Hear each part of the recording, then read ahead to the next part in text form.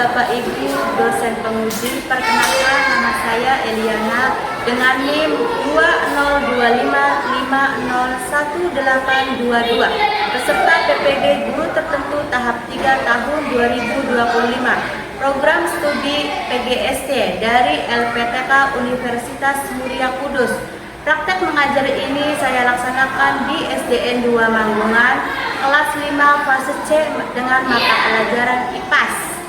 Topik sifat-sifat cahaya. Demikian perkenalan dari saya. Wassalamualaikum warahmatullahi wabarakatuh.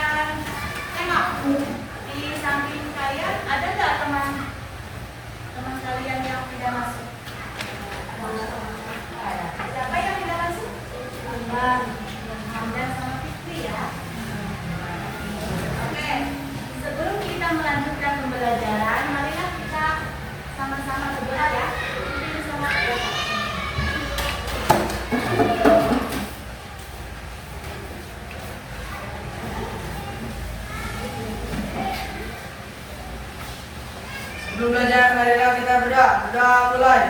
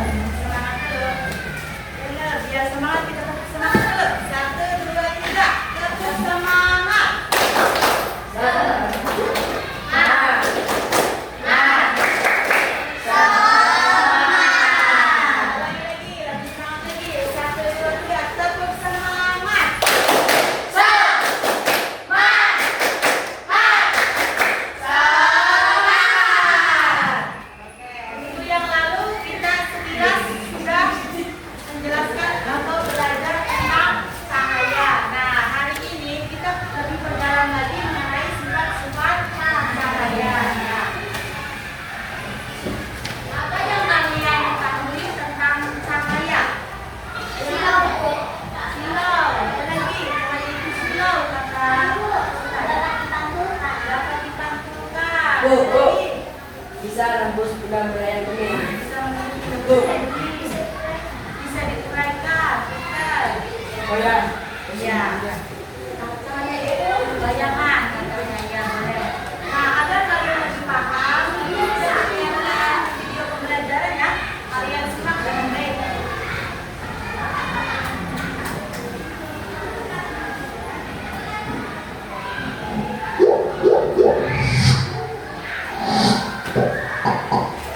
Halo semuanya, kembali lagi di channel Halo Edukasi. Pada kesempatan kali ini, kita akan membahas mengenai sifat-sifat cahaya. Cahaya adalah energi yang berbentuk gelombang elektromagnetik. Cahaya kasat mata dan memiliki panjang gelombang 380 sampai 750 mm. Cahaya merupakan energi yang sangat penting untuk segala makhluk hidup di bumi. Tanpa cahaya, kehidupan di bumi tidak akan dapat berjalan dengan sempurna karena semua makhluk hidup tergantung pada adanya cahaya, baik itu hewan, manusia, atau tanaman. Berikut ini beberapa sifat-sifat cahaya yang harus diketahui. 1. Cahaya merambat lurus. Sifat ini dapat kita lihat ketika cahaya matahari masuk ke suatu ruangan melalui celah seperti pintu atau jendela. Segala cahaya merambat lurus dapat kita lihat dalam kehidupan sehari-hari karena memberikan keuntungan pada manusia. Contoh lain dari cahaya merambat lurus adalah cahaya senter yang berbentuk garis lurus dan cahaya mercusuar di pinggir pantai. 2. Cahaya dapat dipantulkan. Ketika suatu benda terkena cahaya, cahaya tersebut akan mengenai benda dan dipantulkan. Pemantulan cahaya dapat dibagi menjadi dua, pemantulan teratur dan pemantulan baur. Pemantulan teratur adalah ketika pantulan dari pemantulan yang berkas cahayanya sejajar. Pemantulan ini dapat terjadi jika cahaya mengenai benda dengan permukaan rata dan mengkilap atau licin seperti cermin. Oleh karena itu, cermin dapat memantulkan cahaya paling sempurna dalam pemantulan teratur, baik itu menggunakan cermin cembung ataupun cermin cekung. Karena cahaya dipantulkan dengan arah sejajar, bayangan benda dapat dibentuk dengan baik. Contoh dalam kehidupan sehari-hari adalah ketika kita bercermin.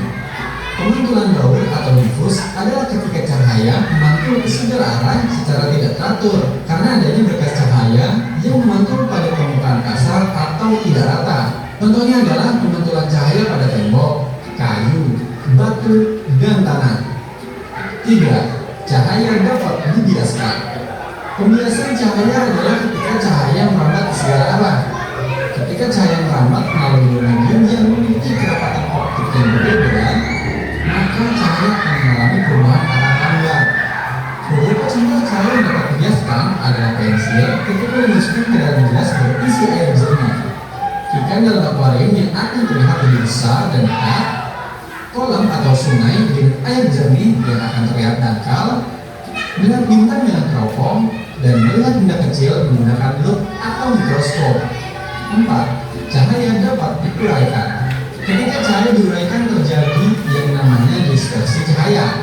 Contoh paling mudah dari sifat ini adalah terbentuknya pelangi yang biasa muncul setelah hujan turun. Contoh lainnya adalah gelembung sabun yang memiliki banyak warna setelah tekanan cahaya dan cakram warna yang membentuk warna putih jika diputar. 5. Cahaya dapat menembus benda bening. Segala benda bening dapat ditembus oleh cahaya, termasuk mica, plastik, kaca, air jernih, dan botol bening. Sifat ini dapat dibedakan menjadi 3: benda bening, benda translusen, dan benda tidak tembus cahaya. Benda bening atau benda transparan adalah segala benda yang dapat ditembus atau dilewati cahaya. Benda bening kemudian meneruskan segala cahaya yang mengenainya. Contohnya adalah kaca bening dan air jernih. Benda translusen adalah benda-benda yang hanya dapat meneruskan sebagian dari cahaya yang diterimanya, tidak semua cahaya. Contohnya adalah air kotor atau air keruh dan bohlam susu. Benda yang tidak tembus cahaya atau opaque adalah benda gelap yang tidak dapat ditembus oleh cahaya sama sekali. Benda ini hanya dapat memantulkan cahaya yang mengenainya. Contohnya adalah kayu, tembok, dan besi. 6. Cahaya dapat mengalami interferensi. Interferensi adalah satu gelombang baru yang dihasilkan dari perpaduan dua gelombang atau lebih. Interferensi hanya dapat terjadi jika memenuhi dua syarat berikut. Pertama, kedua gelombang frequensi korent dan frekuensi yang sama. Kedua, kedua gelombang cahaya harus memiliki amplitudo yang hampir sama. Contoh dari sifat cahaya ini adalah cahaya pada kaset dan air kolam yang terlihat warna-warni. 7. Cahaya dapat mengalami difraksi. Difraksi atau pelenturan terjadi pada saat celah sempit. Sifat ini terjadi ketika ada pembelokan arah rambut gelombang yang disebabkan oleh celah sempit tersebut. 8. Cahaya dapat mengalami polarisasi.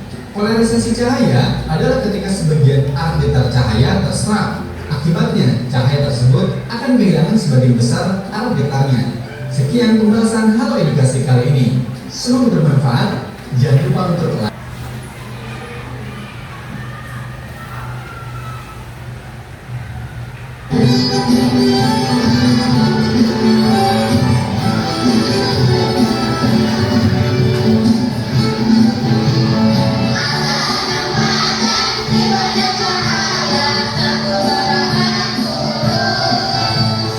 Tuhan dipantulkan tidak bisa kamu, sudah menjaga beri.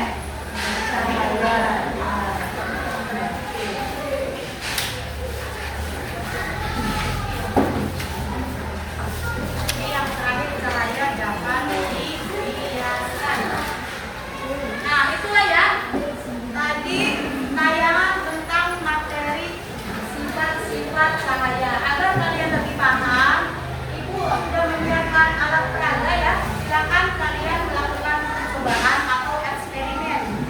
Nanti akan Ibu tanya.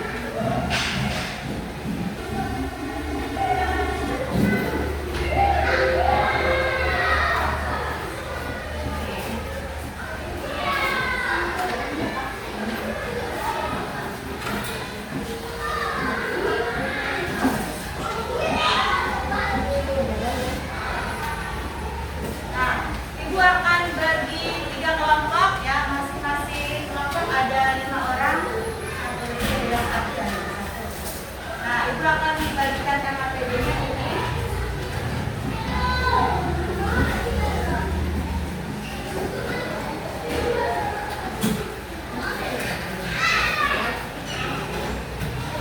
Nanti isinya mau juga.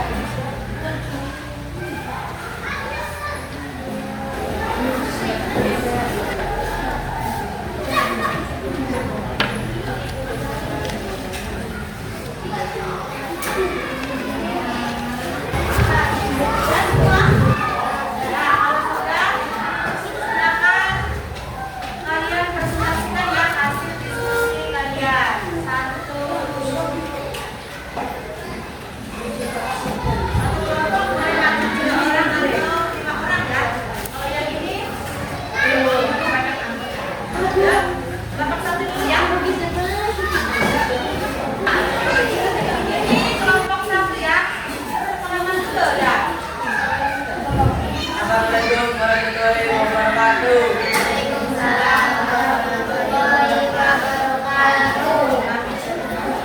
Kami dari kelompok 1 akan presentasikan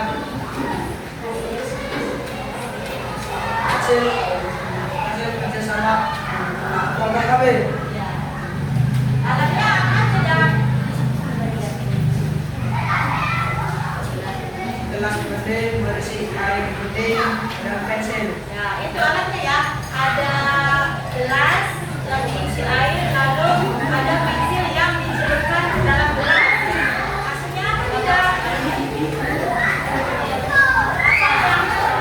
Jadi dengan aktivitas tersebut pensil yang dimasukkan ke dalam gelas akan terlihat lebih besar.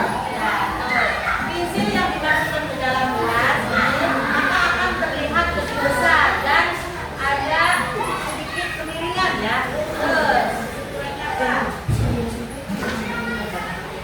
Apakah kesimpulanmu tentang percobaan tersebut? Pada percobaan di atas ketika cahaya melewati medium berbeda maka cahaya mengalami pembiasan. Ketika cahaya melewati 2 medium cahaya yang berbeda, maka akan terjadi pembiasan ya. Pensil yang dimasukkan ke dalam gelas, maka yang terlihat yang di dalam itu akan lebih besar dan sedikit apa? Miring, ya itu presentasi dari kelompok 1 atau kelompok kedapa. Tepuk tangan dong buat kelompok kedapa.